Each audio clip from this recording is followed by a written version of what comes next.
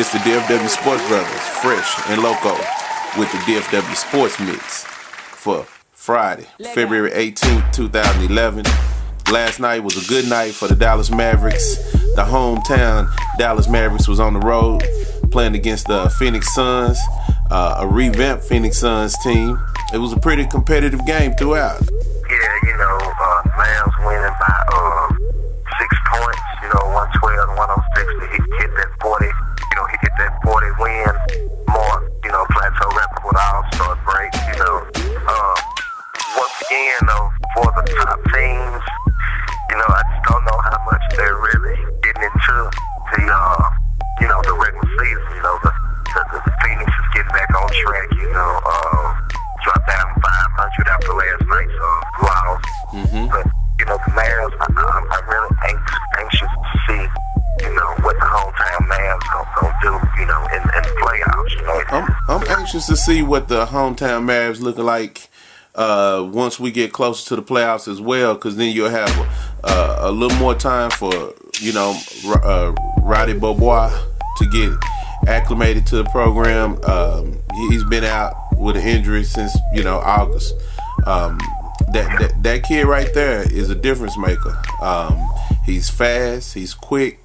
He got to work on his handles, man. I watched him steal by 3 of his balls, and then he got in foul trouble. So, as a young player, he's got to play through it. But I think he can be a real contributor to this team down the stretch. I even hear that Caron Butler may be coming back. I mean, at least for the playoffs. I mean, how huge would that be?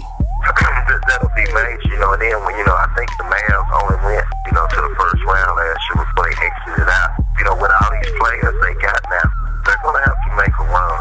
I mean, Boston made a run, when they had their big three. The Heat need to make a run. The Lakers, made a run all the way last year, and won it. So, with these Mavericks right here, putting Roddy in, the Jason Kidd, Shed, Dirk's team, they're going to have to make a run past the first round, past the second round. I know everybody's saying, you got San Antonio, you got the Lakers, but you still going to have to make a run past these guys to be an elite team. If not, you're just a regular season team, and if that's what Mark wants to do is fill up, American Airlines during the regular season and say, hey, we're gonna win 50, 60 plus games regular season and bow out in the first and second round. The fans here in Dallas happy with that.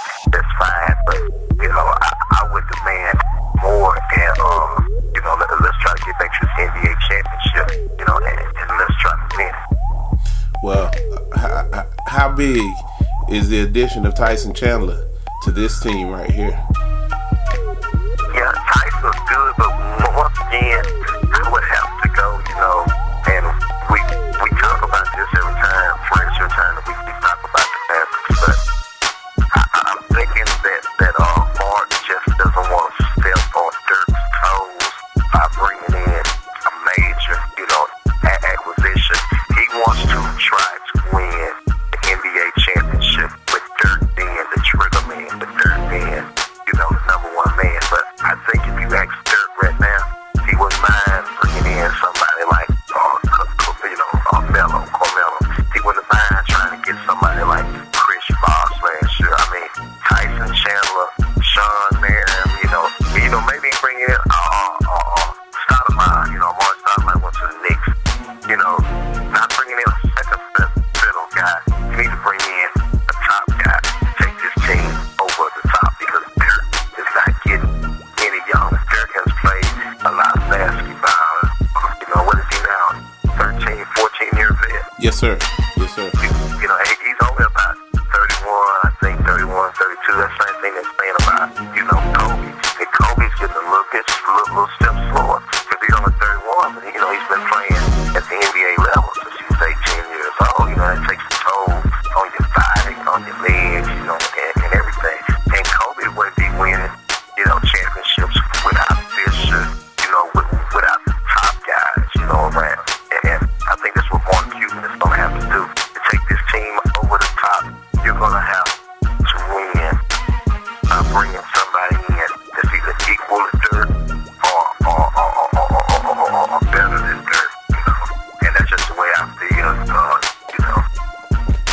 So going into the break, the Mavericks end up winning 13 of the last 14 games going into the All-Star break. It puts them right at 40, which there's a lot of people who wouldn't have expected this team to be at 40 wins at the All-Star break. Is this team overachieving with this current situation, or are they right on point with winning a lot in the regular season and then not doing anything in the postseason?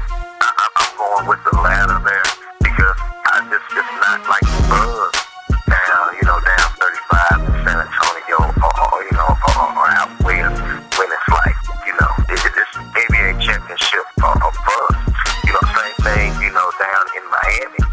When they put that super team together, it's not the team. How many regular season games, we can win, try to top the Bulls record, it's about winning rings around the NBA. And that's why I think the Mavericks, they get caught up in that regular season hoopla, which is good. But, we've seen the NBA before where 8th place, 8th seed will be the 1 seed, or something like that. So, like I say, they're going to have to get their playoff bases on, right now. And it's time to bring, to get a ring. Because let's just face it, since they went to the finals and lost to the Heat, have they been in a Western Conference championship again? I don't think so. No, sir. No. Correct me. Okay, so they haven't. And since they've been to the NBA finals against the Heat, have they even made it past the first round in the playoffs? No, sir. Okay. So Mavericks right now turn to them, Rick Carlisle, even that's what got Avery. One of the reasons got Avery, winning 50, 60 games. That's good. They're gonna take the seats. I mean, if you're the Cleveland Cavaliers, if you're the Indiana Pacers, down, not the Indiana Pacers with Reggie Miller there. I mean, that's good, but down, like I said a while ago, down 35 in San Antonio with Tony Parker, with Tim Duncan, with Pano, them guys. But the only thing, when you speak on the Spurs, when it comes to the Dallas Mavericks and the Spurs, and good and well that the Mavericks don't fear the Spurs.